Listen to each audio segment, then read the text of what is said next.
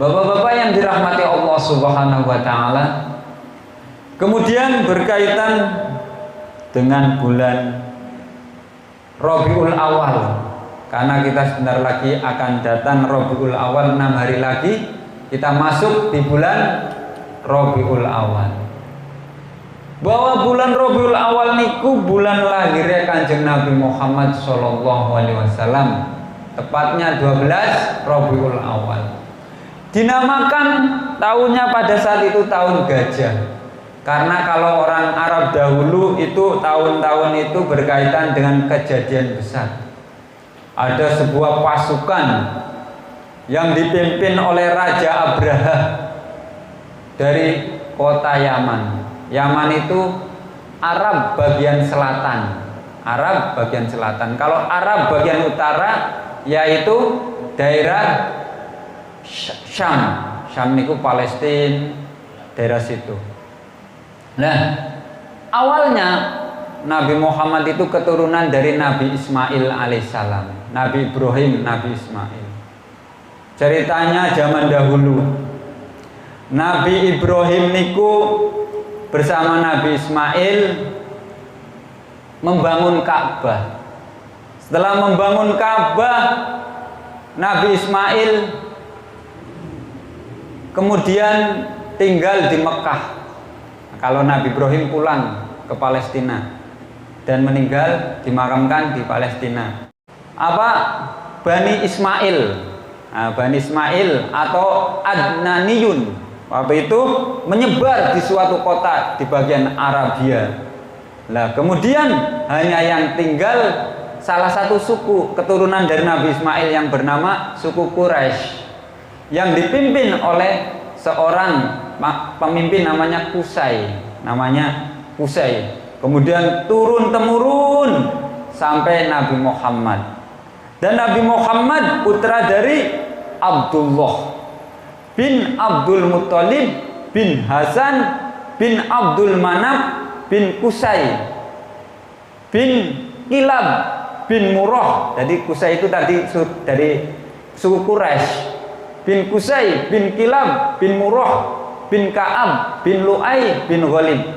Kalau di perjanjian ini ada al-jannatu wa na'imuha sya'dun liman yusalli wa yusallimu wa yubarik alaih abtadi'ul imla'a bismidzatil aliyyah mustadirran faydul barakati ala ma ana lahu wa'ala.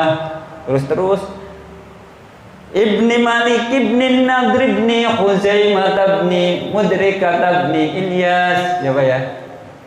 Terus seterusnya itu ada silsilah Nabi Muhammad SAW. Kemudian sampai dari bin Nadr bin Kinanah bin Khuzaimah bin Mudrikah bin Ilyas tadi saya katakan, bin Mudhar bin Nizar bin Ma'ad bin Adnan. Maka dikarenakan suku dari Adnaniyun atau Bani Ismail. Nah ini terakhirnya Adnaniyun atau Bani Ismail. Nah, dari keturunan Nabi Ismail, keturunan dari Nabi Ibrahim alaihissalam. Nah niku ketika Nabi Muhammad lahir, ada sekelompok pasukan yang dipimpin Abraha dari negeri Yaman untuk menghancurkan Ka'bah. Karena ketika itu Abraha membawa pasukan berupa gajah, maka dinamakan apa? Tahun gajah. Ya nanggone misalnya wedhus. Ya tahun wedhus mungkin. Nggawane wedhus ana sing nggawa bandot misal. Ana macam-macam kan. Mungkin namakan tahun wedhus. Ya, tapi karena pakainya gajah, pasukan yang tetap nanggone sing keteger-teger gajah ya Pak ya. Harimau, singa ya Pak ya. Ya wedhus malah kok bembe malah di sate malah. Lah bapak-bapak yang dirahmati Allah. Nah ketika itu maka Allah turunkan suatu burung yang bernama ababil, ya kan? Ketika itu Allah abadikan dalam Al-Quran surat Al-Fil. Alam taro kaifa fa'ala rabbuka bi ashabil fil alam yaj'al kaidahum fi tadlil wa arsala alaihim tayran ababil tarmihim bihijaratin min sijil faja'alahum ka'asfim ma'kul. Tahukah bagaimana Tuhanmu berbuat kepada suatu pasukan?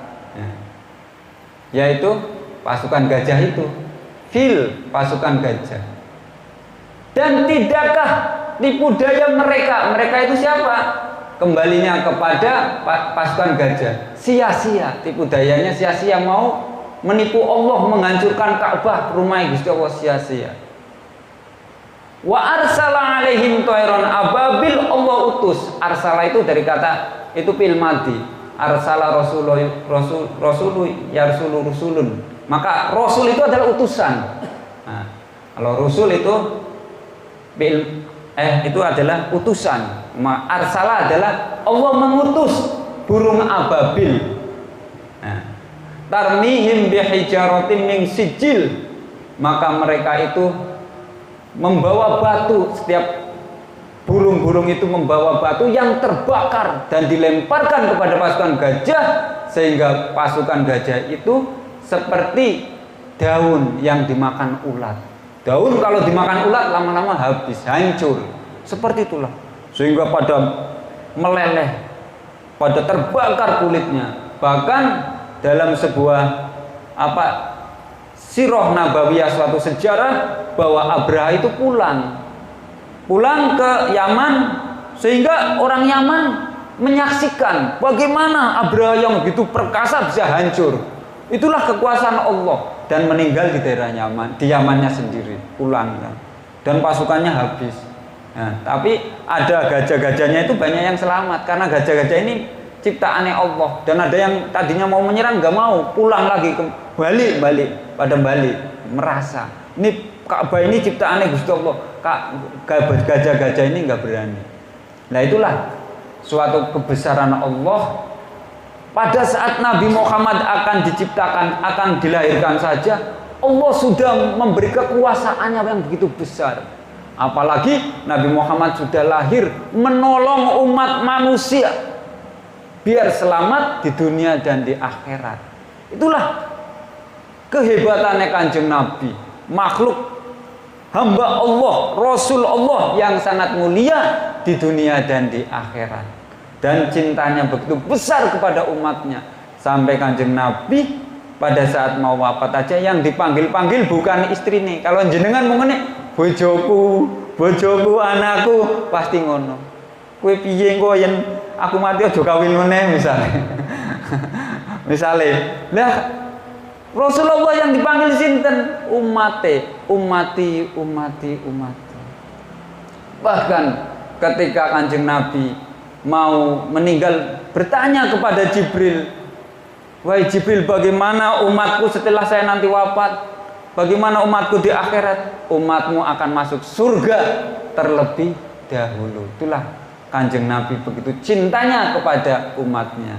Oleh karena itu, kita sebagai bentuk cinta kepada Kanjeng Nabi, kita jangan lupa, jangan bosan-bosannya untuk membaca sholawat kepada Kanjeng Nabi Muhammad Sallallahu Alaihi Wasallam.